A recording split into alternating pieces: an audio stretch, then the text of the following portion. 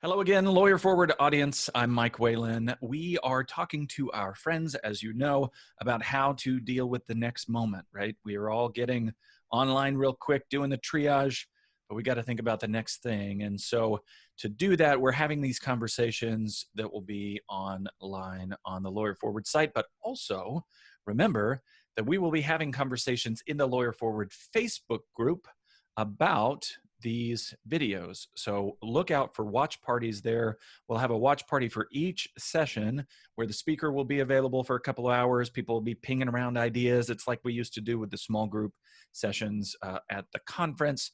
Today, we were talking to my friend Kristin Tyler of lawclerk.legal about things that I am going to nerd out about, but I'm going to try to stay in my corner and be as quiet as I can because I get so excited. Hi, Kristin. How are you? Hey, Mike, I'm good. I'm good. Thanks You for surviving the apocalypse okay? Oh, my word. Yes, we are surviving. I'm waiting for a kid to bust in. So far, out of however many videos I've done, we've only had 2 kid bust-ins, and only one of them talked about bodily functions when busting in very loudly. So that's a good ratio. We are going to be safe today because I escaped to my office to record this. I'm sneaky. the only one here because I've had enough of, like, I don't know why the neighbor has to get the leaf blower out, and that causes the dog to bark, and that causes the 8-year-old to crank up the TV, and that causes the 5-year-old to come whine about the whole thing to me. So I just, We're all filling our time with alcohol and yard work. So today we're talking about freelance lawyering and sort of on, I think on both sides, sort of where's the opportunity for lawyers who are looking for some extra cash flow, and also for these lawyers who are, having to come up with these virtual staffs super fast, how to do that well. You are the boss. However you want to go into this subject, we will go through it. Tell me what's on your mind. Well, I think you just hit the nail on the head there, in that, we built Law Clerk in a lot of ways for this exact situation. Obviously, we weren't planning for a pandemic, but Law Clerk was built to help lawyers on both sides of the equation with what we're faced with right now. So you hit the nail on the head. If we have folks out there listening right now that are suddenly finding themselves with some extra time and would like to keep busy by, putting their legal writing and arguing skills to use and maybe doing some freelance work, we were built to help match you up and help you find people that need that help.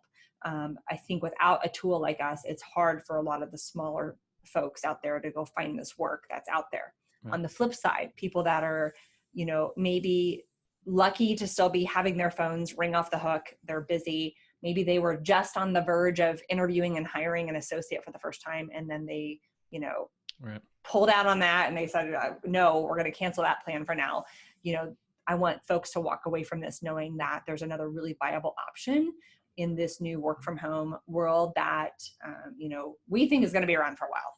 I don't think it's going to be done at the end of April. I think it's going to be something that we're going to be juggling from time to time for a while. And a lot of folks I'm talking to, are trying to focus on the good side of that, and they're enjoying more time at home with family for the most part.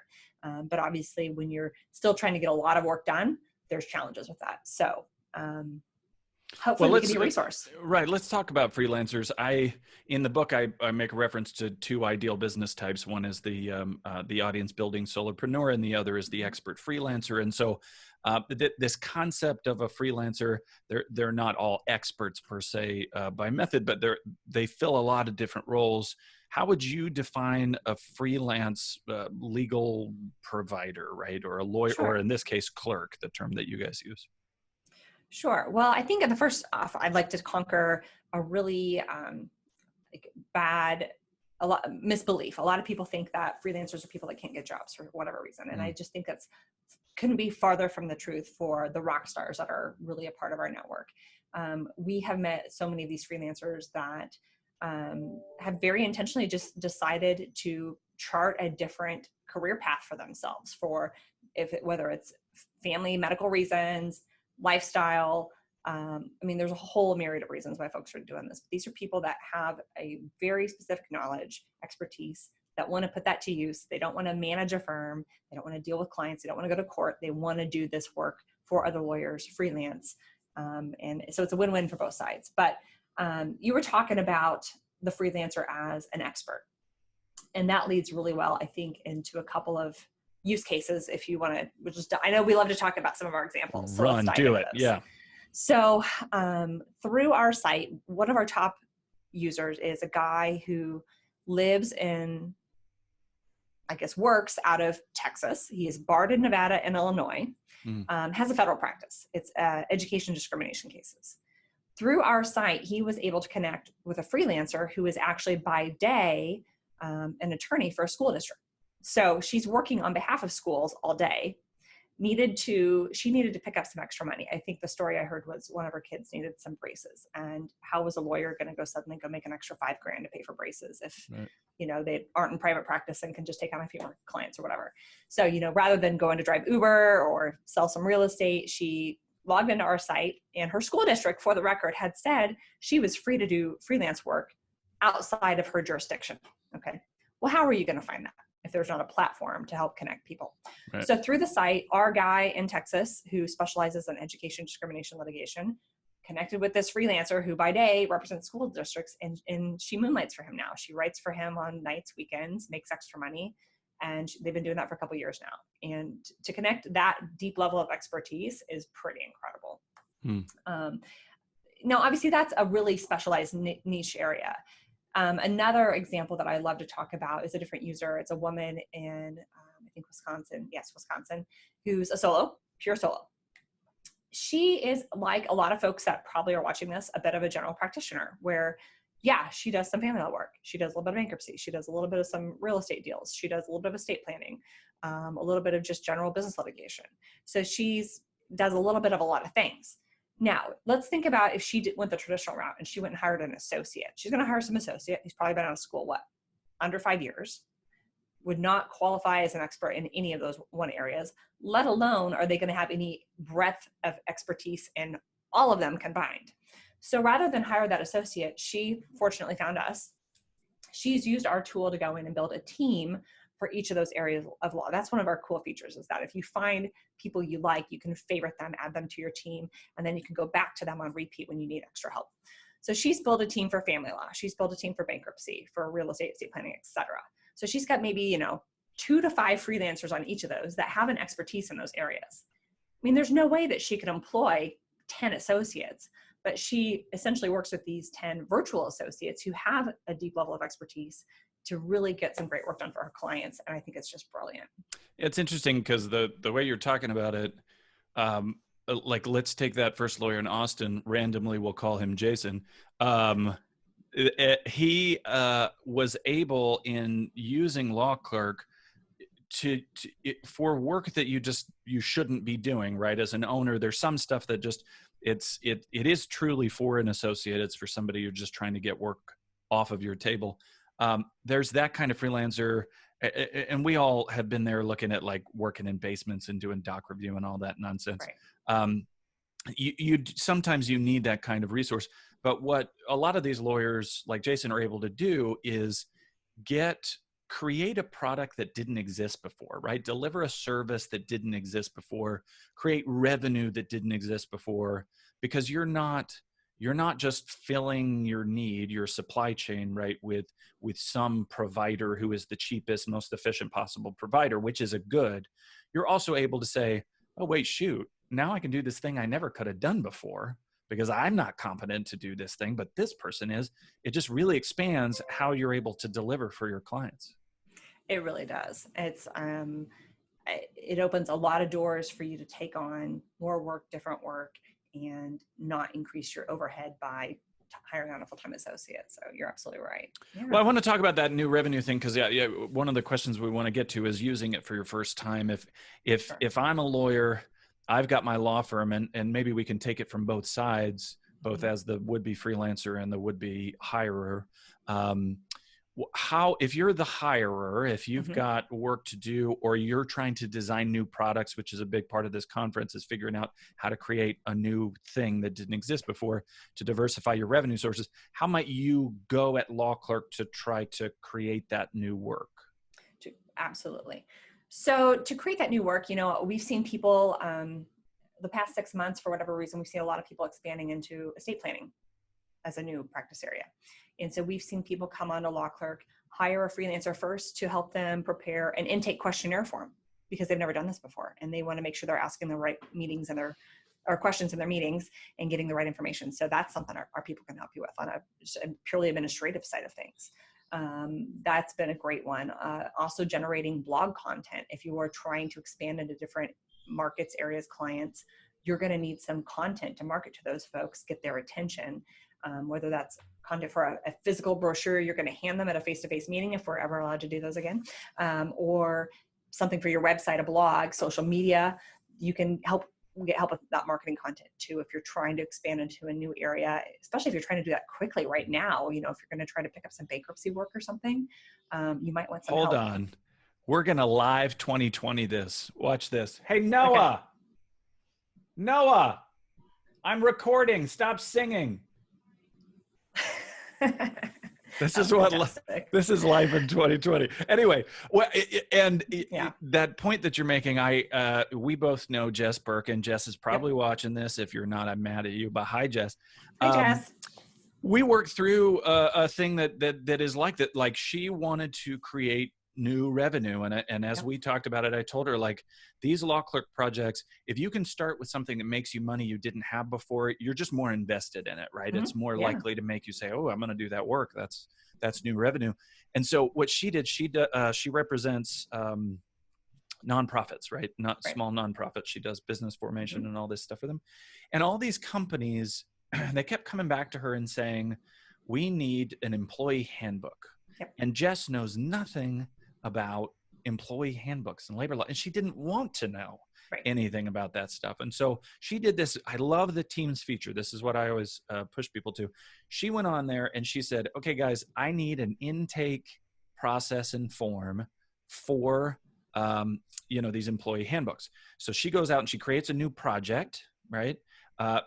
First she creates the team. So she goes out there and she's trying to recruit the team. She wants this team of people. And she got like 4 or 5 experienced labor lawyers who have done this thousands of times. And they're all in this team. There are these different roles she identified in the team. Then she could create a project and say, I want to use that team. So now every time somebody asks her for an employee handbook, all she has to do is go turn on the project, which is just reusing previous language from the last time she did it. Yep. Go over, assign it to this team. She's got the group already. This is so nerdy. It's strategic supply chain management, which makes me so happy, because that's not just finding somebody to fill the work that you have. That is saying, I've got a new asset, which is this group that I can then sell. And I that new revenue, I love that as a starting point to go get some new revenue. I think that's genius. And that's a great example of Jess. So we're saying all these words like projects and teams, and I'm worried that maybe we might be losing some folks who haven't seen the law clerk experience yet. And I'm a very visual learner. So if it's okay with you, I would like to do a screen share and walk these fine folks through kind of a little bit more of how this actually works, nuts and bolts, Push just buttons. To bring it to life. Okay. Push buttons. Let's go here. I was making sure my screen was ready. Okay. So if you haven't visited us yet, the main site is at lawclerk.legal, and we've got a ton of resources on here, videos, blogs. We just launched this ultimate outsourcing guide. If you come up here, you can download that. It is like 42 pages of wonderful information written by Talitha Gray-Kozlowski, my co-founder. And that, if you want to do a deep dive on this with a nice big hot cup of coffee, like, this is what you're going to want to go grab, folks. So, but when you're ready to give it a go, you're going to come over here, you're going to sign up. No fee to sign up, no monthly fee. So just to be a part of it and have access to it, be ready to go, costs nothing, which is also really awesome. We're not adding anything to your monthly line items of recurring fees for, all the other services that you're using as a busy attorney. So you're going to go through this sign up phase. And I always like to give people a heads up to the last step of the sign up is you are, in order to make sure that you're actually an attorney, you have to submit a selfie of you. So pretend this is your driver's license. So you're going to get your driver's license, snap a selfie, and you're either going to text or email it to us. The reason for that is just we make sure you are who you say you are and that you're an attorney, because as you can probably imagine, a couple times a month we have consumers try to sign up. And this is not a service for consumers. This is an attorney to attorney service. So I should point out that when that step came in the process, because I already knew all you guys and I wanted to mess with you, I totally did duck face in my selfie. I was like, I did a true, beautiful selfie. And Ricky loved it. So thank you Yes. for giving us You're some welcome. entertainment. So you sign up, you make your account. Once you do that, you're going to have what we call your dashboard. And so this is our demo site where we can show you all the bells and whistles of how these things work that Mike and I are talking about. And so really the best way to do that is to hit this button in the upper left corner with the plus. I call it the Get Started button. When you do that, you're going to have the option to post a project or a team. Let's go to post a project, and it's going to be a new project. Although you'll see you can duplicate a prior project. So like Mike was talking about with Jess Whalen, she's got Jess another. Birkin. We haven't married yet. Sorry. She just talks to me more like she's my mother. Yes. I think that's more. But if you have something that you've done before, you can pull that same language in, so you're not retyping it. So that's just a time saver. It's kind of cool. But we'll do a new one just for purposes of examples. So you can see it's 3 steps here. It's really 4 steps. The 4th step is to input your conflict check information. But so you'd come in here, you'd say, motion for summary judgment or whatever you want to put up there. You give it a title, just like you do for an email. You're going to say how long you want to take applications from the freelancers. You get to set the deadlines. And if you happen to also be a Clio user, as I know a lot of folks are these days, we do have an integration with Clio that will sync these deadlines that you set to your Clio calendar automatically. So you don't forget that, oh yeah, I told the freelancer to have their project done by the 24th, but I said, yeah, I want an initial draft and I want that by maybe the 21st so that I have a few days to give them some feedback, mark it up, get whatever edits you want. You're going to set a flat fee price for the project. And maybe we want to dig into that a little bit more later on for the economics, but you're going to set a flat fee price, and this is all you pay, folks. So maybe you're going to do this motion and you have no idea what to pay for it. What I tell people to do is ballpark, estimate how many hours you think this work is going to take. Is this an 8 to 10 hour motion? Maybe it's 8 to 10 hours. Okay. Go with the high side of that and then figure out how much you're willing to pay a freelancer per hour on that. We are seeing freelancers get paid usually somewhere from about $75 to $200 an hour for freelance work. Obviously, sometimes doc review, we see a little bit less, but depending on the complexity, the sophistication of the project, somewhere in the $75 to $200 range is going to be really spot on. So let's say you think this is a personal plea that you're not allowed to say, but when you guys are setting these prices, make sure you pay fairly because that's what's going to make this marketplace work. That's right. Don't lowball it. Keep it alive. Pay people appropriately. You're dealing with true experts in here. A lot of them. So. Well, and another thing too is that in a lot of ways the market polices itself for that, because if someone comes in and tries to lowball something, nobody applies. Right. Or people apply that have no expertise in that area, and so those are the big red flags to tell you if you've priced something way too low. Is if you're not getting qualified applicants. Good point. You need to up the ante, and you can do that. So that's cool. We've got a rebate code section, and we could probably, when we do the chat, when this goes live, I'll put some rebates out there for who's tuning in, and we can do that. You're going to tag the area of law. So you can see we've got everything under the sun here. This is one of the ways that we start to narrow down the funnel to get you the right freelancer. Okay. So we've got, oh gosh, the last I checked, we've got over 2,800 freelancers. We've got people in all 50 states, all different practices of law.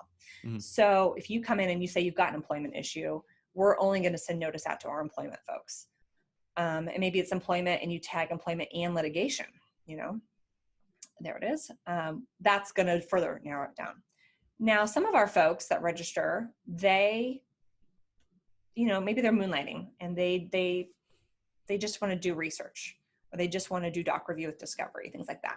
So another way we narrow it down is if you say this is a pleading, which obviously a motion is a pleading, we're only going to send notice out to those folks who are willing to write pleadings and argue and be persuasive and do all those good things. Next, you're going to set the skill level. This is pretty arbitrary, but something like a motion, I'm going to go complicated on that. And then lastly, you have the option to send it to the marketplace. If this is your first time using us, you've not done this, or if like Jess Birkin, you've built a team and you found some people you like, you can send it right back to one of those people. So maybe you have Matt Peterson you've worked with before and you want to send it right back to Matt. Boom. If he's not available, you're going to get a notice if he's, if he's sick or he's on vacation or whatever, you're going to get notice and you can reassign it to someone else. But those are the basic specs. Got it. We'll go on to step 2, just real quick. This is where you post a few details about the project without going into anything confidential.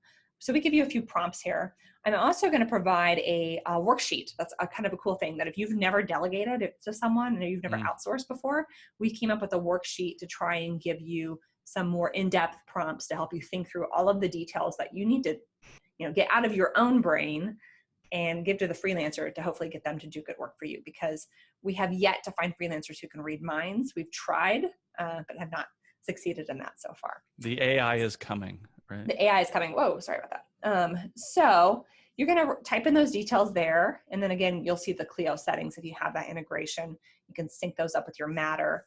It's pretty cool. And that way it's going to sync your deadlines, your tasks, your documents, and most importantly, your billing entries, which I'll show you that here in just a minute. Okay, so step 3 is just agreeing to the terms of service. Step 4, like I said, is that conflict check where you put in the conflict information. So once you've posted a project, pretty soon, you're going to start getting applications. Like, Mike, do you remember when you posted your last? I mean, did you get applications? It was explosive. So I was going to say, if you're going to put in a time frame, you think you want to give it 2 weeks, do not give it 2 weeks for applications, because within 24 hours, you'll have 30 people to filter through. So when you get your applicants, you get to come in here and look at their profiles, and it's pretty cool. So, you get to see a photo of them. You get to see a couple of things. Over here, you can sort them in a couple ways. And this is how, this is a tool that can help you narrow down your person a little more quickly.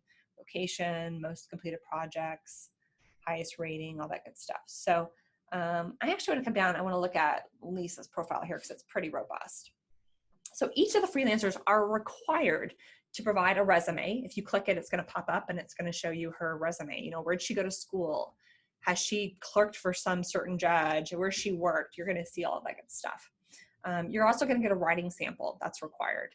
And then really most importantly, you're going to see their reviews and ratings from the other work they've done for other attorneys. And to me, that's gold. These couple of data points combined make it so that even if you do get 30 applicants, okay, if you get 30 applicants like Mike threw out, you're going to sort them by most projects completed or by highest rating. Right. Then you're going to go in, look at the few top couple ones, look at their credentials. You're going to narrow it down. So we give you the data you need to do your due diligence to find someone qualified without you having to go, ask around your network, try to find someone who's available, and then, ask them for their own references or writing samples. It's all right here at your fingertips, ready to go. Well, and if I recall now, it's been a while since I've used it, obviously, because my practice is shut down, but I think you guys have added people inside the company who can even help walk through this stuff and help you make these choices now. That's a great point. So yes, we have. So when you register for an account with LawClerk, you're going to be matched up with a dedicated LawClerk advisor.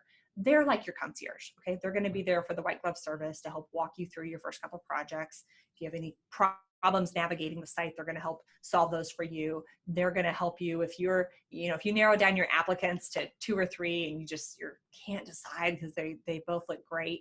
They can talk it through with you, help decide. They can also help you with pricing the project. If you're thrown off by that flat fee and you have no idea what to price it at, they can help with that too. So your advisor is going to be really a very trusted consultant to help you use our system, and they're going to use their knowledge of the ways other attorneys are using it successfully to help you also be successful with outsourcing through LawClerk. So to answer a couple of questions relative to this that I know you get asked all the time, and they're sort of centered on ethics. One is, can I pick somebody who's outside of my state? How does that work? Sure. And the other is just with the money, because we're dealing with trust funds theoretically, which I can rant about the trust fund nonsense all day, but theoretically we're doing that. What do you guys do with the money in terms of when it's distributed versus when the work is done?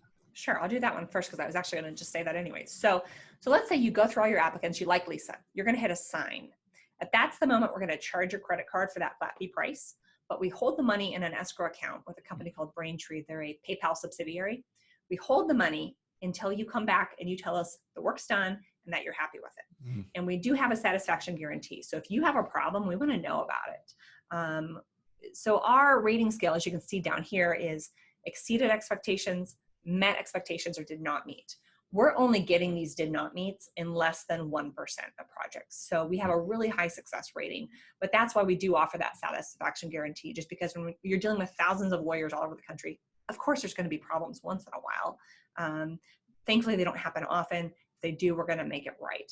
And on the flip side, the freelancers really like this model too, where they know that the hiring attorney has been charged for the work ahead of time, that we're holding the money, and that as long as they do good work, they're going to get paid. A lot of freelancers have told us about experiences working directly for lawyers where they get stiffed.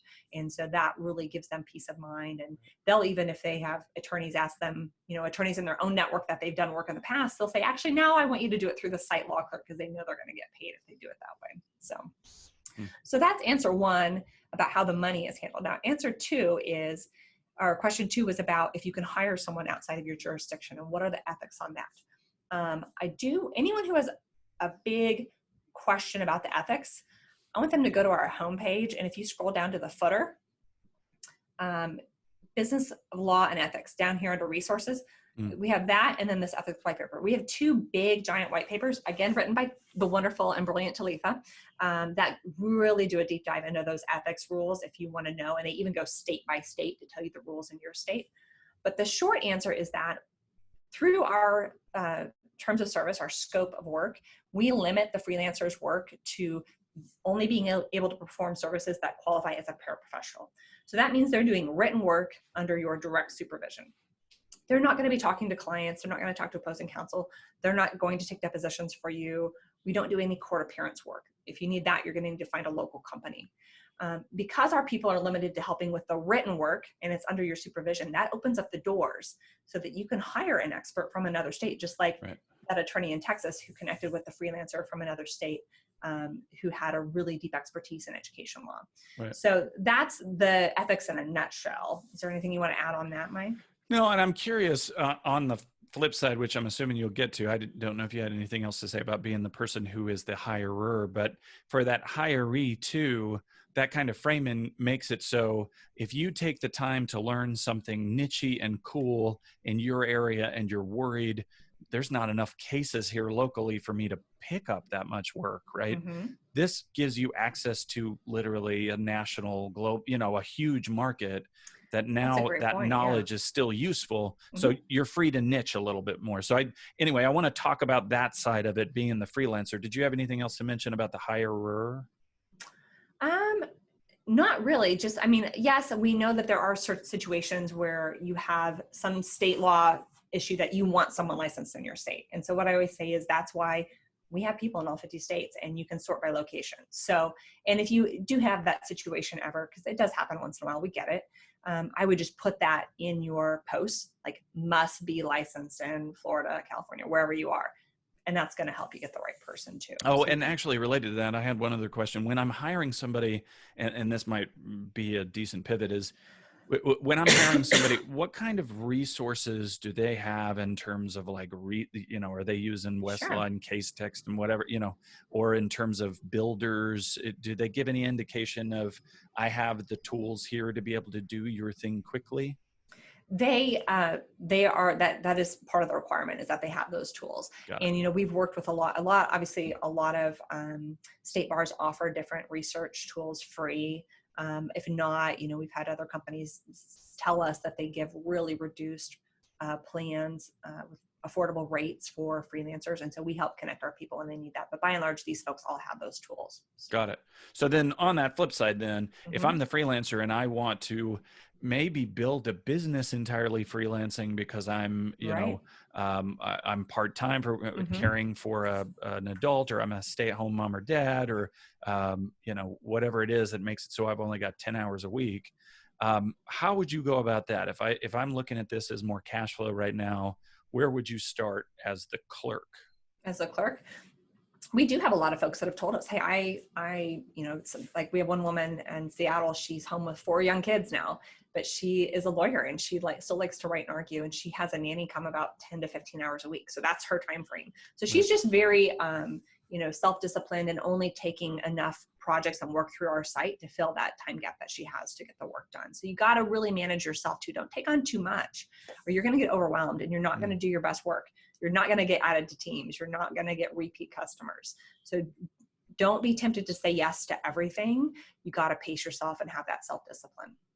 So did you want to walk through signing up for that as well on the site? Or No, that's pretty, they're both so easy. The last thing I wanted to show is, so here's a project in process. And we give a couple of different great tools to make it easy for you to work remotely with a freelancer. So communication is key. You got to communicate. And so obviously we have our chat portal over here on the left side of the screen. You can upload documents through the site. All of the data is stored through Amazon Web Services, so it's got the highest level of security and encryption that we can offer. And then lastly, I was going to highlight too, at this point, once you're connected with the person, we give you their direct email, direct phone number. So if email is easier for you, if you don't want to upload documents through our portal, fine. Email them your, NetDocs link or Dropbox or whatever it is, so they can review the couple of documents they need to look at to get the work done, and then get on a phone call and get that work done. We even have a lot of our top users that have gotten to now, they just text with their top freelancers and they say, hey, I just got another demand letter. I need some help writing that demand letter. Are you available this week? Great. Okay, I'll post it. And they just text ahead of time to make sure that person's available. Great. Awesome. So if I'm a clerk, how do I I like that idea of, I've got people that send me work over and over again, presumably because I was easy to work with and I did good work. Right. That leads to a question about if I'm trying to get work, what are some tips for how I can make myself as attractive as possible to those firms that have work? Sure. Well, you're going to want to make your profile shine. Just like when you saw those, the profiles of the different people we looked at. Make a photo. Like, the biggest thing I say to people is, you wouldn't believe how many freelancers make their profile and then they have this photo of them like this. No one's going to hire you. Like, grouchy. Just don't you have a smiley, like a little bit approachable? I mean, I know we're all big, mean lawyers, but make yourself look like you would at least be somewhat pleasant to work with. With library books, law books in the background. You need colorful Post-it notes. Put right the behind cowboy you. Hat on. Yes. And, I know. One of our guys has a picture of him with a fishing pole and just caught a fish and he's smiling. Like, who doesn't want to work with that guy? Right. But those are some basic things. And then also we've added a feature so that, I don't know if it showed in here. I think it does. I'll go back to this one. So essentially an applicant can send a small tweet. So look here underneath that. I regularly prepare RFPs and commercial litigation matters. You can send a short, I believe it's 240 character message about why you're uniquely qualified for that particular piece of work. Those to me are really the kicker. If you're down to a couple of different applicants that both shine and have great reviews and ratings, if you have one that sends you a message that says, I just wrote one of those 2 weeks ago, that's who you're going to hire. So take advantage of that feature and make yourself shine that way. So I'm inclined to nerd out a bit about the future of this and the marketplace and where it's going. Did you have any other, before we get to my nerdness, anything else to talk about the actual platform? I do have one more thing. So back on the website. So maybe everyone is here like, okay, this is cool. This is great. I don't know how the heck I would use this because we encounter that a lot. It's just, here's my couple of things there. Number one, look at your to-do list and what things have been sitting on there a long time that you either don't have time to do or you frankly don't want to do. Those are great candidates to get off your list and get someone else to write them. So maybe once you do that, you need some further inspiration. If you go to our blog and in the search bar up here, you can search how to use Law Clerk. And you can see our last blog was by our good friend, Dan Lair. How to use Law Clerk.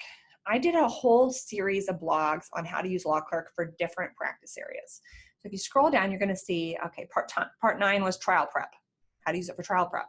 If you're a trial lawyer, part 8, discovery, how to get that. I mean, what lawyer doesn't hate discovery? We hear that from every single lawyer we talk to. There's trust and estates, my background, bankruptcy, criminal law, immigration, personal injury, family law.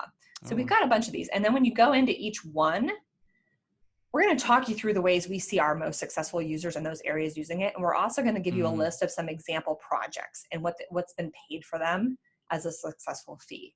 So if you have a specific practice area, hopefully I've hit all the major ones. If not, shoot me an email or Twitter me or whatever. Let me know which areas we need to add to give you guys some more resources and ideas of what to post. That is useful. Yeah. And so we've got these for all those different practice areas. So I think that was kind of the last big resource I wanted to highlight. This didn't exist when I was using it, and I was just like plunking out, making stuff up. Well, cool. We'll follow up on making sure that people have access to it and a link to go through for Lawyer Forward, and we'll look at digging deeper in the Facebook chat when we do that, the watch party. But I keep with this event trying to be real tactical and not get into the big picture, but everybody's thinking about the big picture right Yeah. now. So I have argued, this has been predicted for a while, that we're going to see consolidation of the bigs, and you're going to see a lot more solos, and we all have to figure out a way to work together. Because if all we do is hang a shingle and we take family law cases, there's not enough demand for that kind of. But we can start competing as a network. We can start competing for big work, right? Like there's big complex cases that if we're working together, we can get to. How do you see, the future of that sort of disaggregated and yet connected work, and especially in terms of a marketplace like this? Where do you see this going now that we're all at home screaming at our kids? Yeah. Well, I think you hit the nail on the head in that we've already seen a lot of our power users using this as a way to compete with big law, to take on those big cases that traditionally maybe smaller boutique firms would not get. And they're doing it very successfully. It's a flexible staffing model, so you can flex up and get more help when you need it, flex down when you don't, without the added overhead cost. And and the key is that they're competing, they're winning cases. We've talked, I can think of so many that are coming off the top of my head. They're making a lot of money doing it. They're leveraging the time and talent of the freelancers to take on the big firms, win the big cases. And that's just super cool. So, I think as things go on, we've already seen outsourcing become much more mainstream thanks to technology the last 5-10 years. If you look at some of the reports, like I love the Altman Whale report. It's a big law report, but there's a lot of trends that you can pull out of that report that apply to solos and smalls. Big laws have been doing outsourcing work for all sorts of types of work for years, Right. and they're seeing a lot of success with it. They're going to start doing it more. And there's no reason that solos and smalls can't. LawClerk was really built for the solos and small firms. So many of these outsourcing platforms were built for big law. Right. We're not. We are meant for small guys who want to compete and do good work. Well, and I like that because it can scale up, right? In that, if we're a network firm, we're bigger than the big firms, right? If we're networking with each other.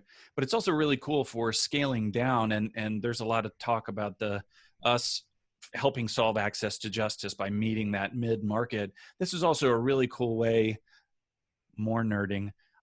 We used agile, as lawyers, we use an agile pricing method, meaning we go in without a specific plan. We bill you hourly. We're just running around doing stuff, and it costs whatever it costs, right?